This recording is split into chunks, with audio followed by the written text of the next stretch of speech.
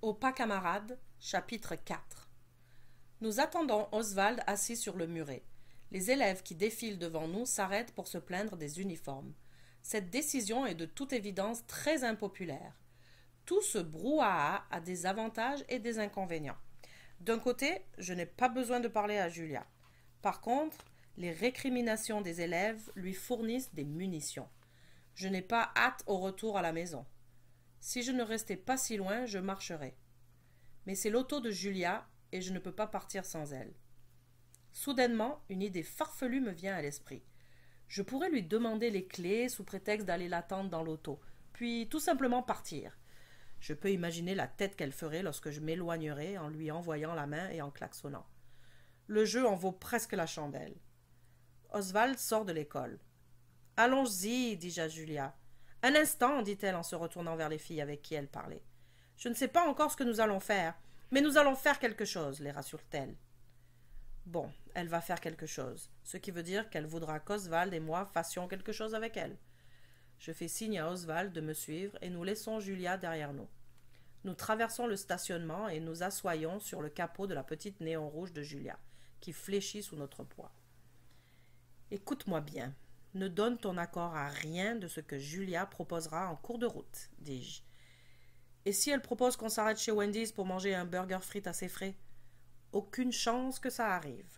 Et si elle le faisait, ce serait pour nous graisser la patte en échange de notre participation à son projet. Je n'ai rien contre les pots de vin, dit Oswald, mais je ne ferai pas n'importe quoi pour un repas. Heureusement, parce que j'exigerai au moins 3 repas, dit-il. Ou peut-être, selon ce que ça me coûtera, 2 repas par retenue et 4 par jour d'exclusion. Arrête tes blagues. Je ne blague pas. Si elle affronte M. Robert, les retenues et les exclusions seront certainement au menu, répond Oswald. Tu n'as qu'à refuser, dis-je. Par contre, ce refus pourrait jeter de l'huile sur le feu. Mais ne la contredis pas non plus, Oswald rit. Les options sont limitées. Qu'est-ce que tu proposes? Essayons simplement de rester neutres, de ne pas nous engager, sans refuser de nous engager. Attendons qu'elle se calme. Est-ce que cette méthode a déjà réussi? Demande Oswald. Une fois emballée, elle ne décroche jamais. Nous devrions peut-être filer en douce.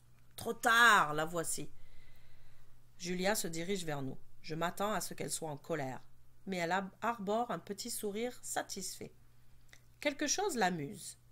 Lorsque Julia est fâchée, mieux vaut l'éviter. Lorsque Julia est amusée, mieux vaut disparaître. Elle déverrouille les portes et s'installe au volant. J'ouvre la porte arrière.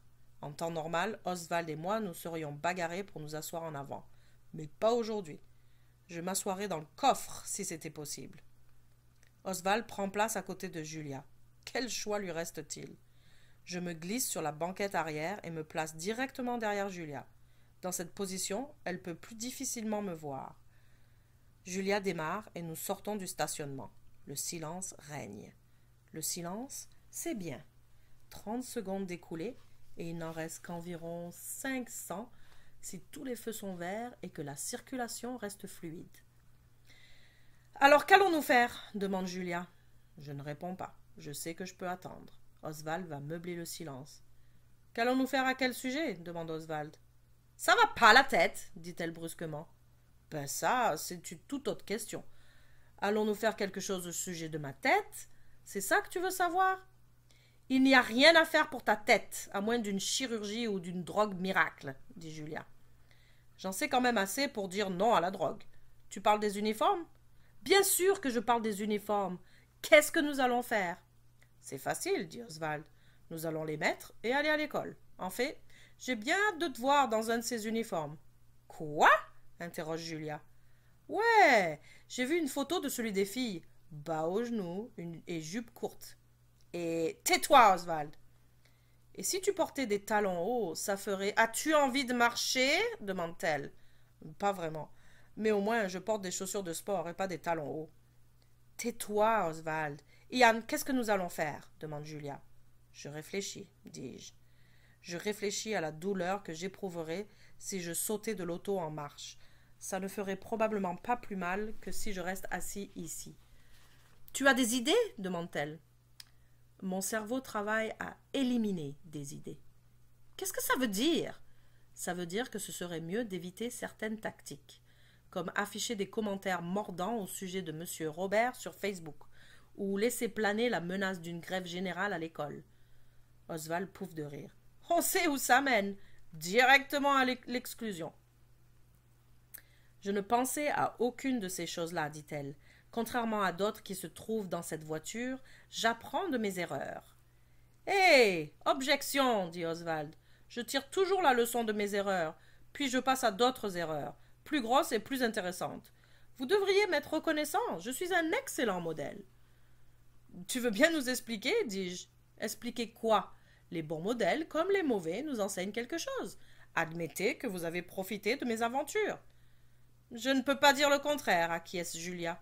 Alors, Yann, que dirais-tu d'organiser une de ces mobilisations éclairs qu'Oswald et toi aimez tant? Nous n'en avons pas fait depuis des mois, dis-je. Eh bien, voici l'occasion parfaite. Je pensais que tu n'aimais pas les mobilisations éclairs, que tu les trouvais stupides, dit Oswald. Je les trouvais stupides jusqu'à ce que j'en voie le succès de celle qui a ramené les soirées dansantes à l'école. Les mobilisations éclairs sont des rassemblements soudains où les participants se livrent généralement à une activité bébête, comme se lancer des oreillers, chanter ou tousser à l'unisson. J'en ai organisé une à l'heure du lunch où tous les élèves se sont réunis et ont dansé silencieusement en écoutant leur iPod. Leur bonne conduite a convaincu M. Robert de nous laisser reprendre les soirées dansantes à l'école. Et comment comptes-tu mener cet événement, dis-je? Que feraient les élèves? Je pense qu'ils devraient tous enlever leurs uniformes et se promener nus, suggère Oswald. Je ne sais pas si tu voudrais y participer, dis-je, mais moi, je serais prêt à le filmer et à l'afficher sur YouTube. Nous attirerions rapidement des millions de visiteurs. Un peu de sérieux, Yann, dit-elle. Mais il est sérieux, dit Oswald. Et si la caméra s'arrête sur un sujet intéressant, je regarderai peut-être cette vidéo à moi seul 1 million de fois. Julia s'arrête devant chez moi. Je m'estime heureux d'être le premier à descendre. Merci de m'avoir ramené, dis-je. Peux-tu au moins y réfléchir? Demande Julia. Bien sûr, j'y réfléchis, dis-je. Cependant, je ne promets pas de trouver une réponse.